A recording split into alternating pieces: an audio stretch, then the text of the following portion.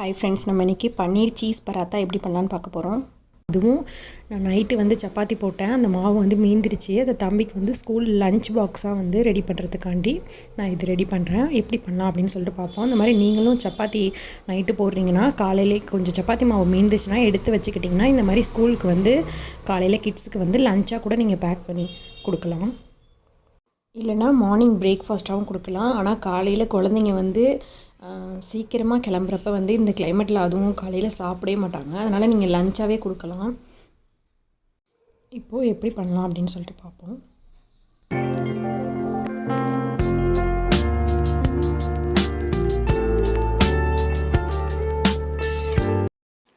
இந்த மாதிரி பன்னீரை ஃபஸ்ட்டு துருவிக்கங்க. நான் கிட்ஸுக்குங்கிறனால குழந்தைங்களுக்குங்கிறனால ரொம்ப சிம்பிளாக சீக்கிரமாக, அதுவும் காலையில் நமக்கு டைமே இருக்காது, அந்த மாதிரி தான் செய்கிற மாதிரி தான் நான் உங்களுக்கு சொல்ல போகிறேன்.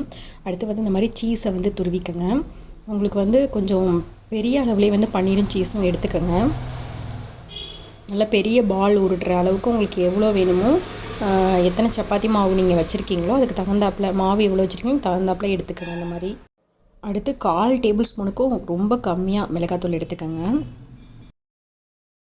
அடுத்து அதை விட கம்மியாக மஞ்சத்தூள். ஏன்னா நீங்கள் ஒரு பால், நான் ஒரு சப்பாத்தி தான், எனக்கு ஒரு சப்பாத்தி அளவுக்கு தான் நான் மீந்துச்சு மாவு, அதனால் அதுக்கு தகுந்தாப்பில் நான் போடுறேன். நீங்கள் நிறையா எடுத்துக்கிட்டிங்கன்னா, நிறையா இருந்துச்சு அப்படின்னா இதே அதிக அளவு நீங்கள் ஆட் பண்ணிக்கோங்க. ஜீரகத்தூள் கொஞ்சோண்டு போட்டிருக்கேன்.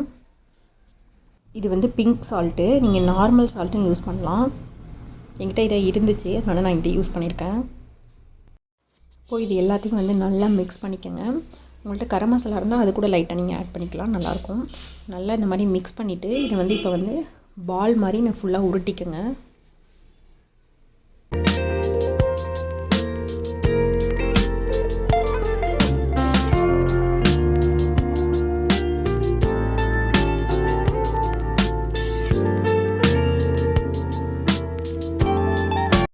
மீந்த மாவை எடுத்துக்கிட்டு இந்த மாதிரி பால் மாதிரி உருட்டிக்கிட்டு இந்த மாதிரி நடுப்புற இது பண்ணிக்கோங்க.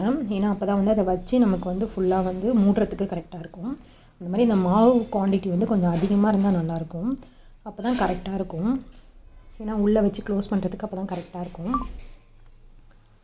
அது மாதிரி இந்த நீங்கள் பன்னீர் சீஸ் அந்த இதை நீங்கள் கொஞ்சம் எக்ஸ்ட்ராவாக ரெடி பண்ணி வச்சுக்கிட்டிங்கன்னா கூட சப்பாத்தி மாவு வேணால் பிசைஞ்சு வச்சுட்டா அது ஊறுறதுக்கும், கிட்ஸு ஸ்கூல் கிளம்புன பிறகு நமக்கும் கூட அதையே வச்சு கூட பராத்தா போட்டுக்கலாம். நான் வெறும் சப்பாத்திக்கு மாவும் சைடில் பிசைஞ்சு வச்சுட்டேன். ஆனால் காலையில் இந்த மாதிரி இருந்துச்சுன்னா உங்களுக்கு இது கிட்ஸை அனுப்புறதுக்கு ரொம்ப ஈஸியாக இருக்கும், சீக்கிரமாகவும் வேலை முடிஞ்சிடும். இந்த மாவு ஊறுற வரைக்கும் நம்ம வெயிட் பண்ண முடியாது, நமக்கு காலையில் டைம் இருக்காது. ஸோ இந்த மாதிரி நைட்டு நீங்கள் போடுற மாவு மீந்துச்சுன்னா உங்களுக்கு காலையில் ரொம்ப யூஸ்ஃபுல்லாக இருக்கும் கிட்ஸுக்கு. இது ஹெல்த்தியான லஞ்சாகவும் உங்களுக்கு அமைஞ்சிரும். எந்தளவுக்கு உங்களால் தின்னா தேய்க்க முடியுமோ அந்தளவுக்கு தின்னா தேய்ச்சிக்கோங்க.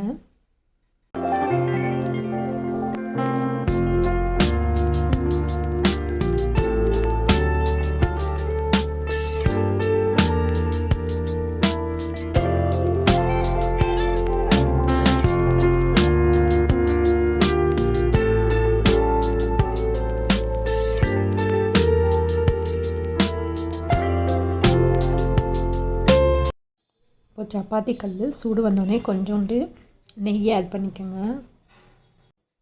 இப்போ சப்பாத்தி அதில் போட்டுடலாம். இன்னொரு சைடும் நெய் ஆட் பண்ணிப்போம்.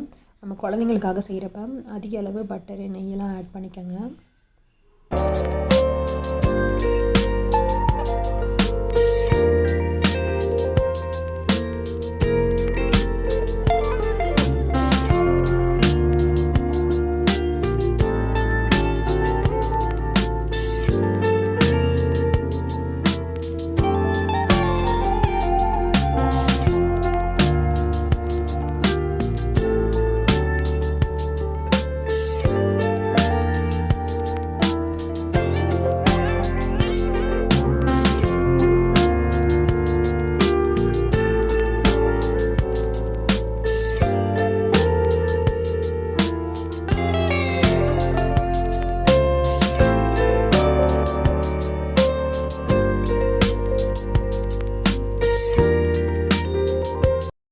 நம்மளோட பன்னீர் சீஸ் பராத்தா ரெடி ஆகிடுச்சு. இப்போ அடுப்பு ஆஃப் பண்ணிவிட்டு எடுத்துருவோம்.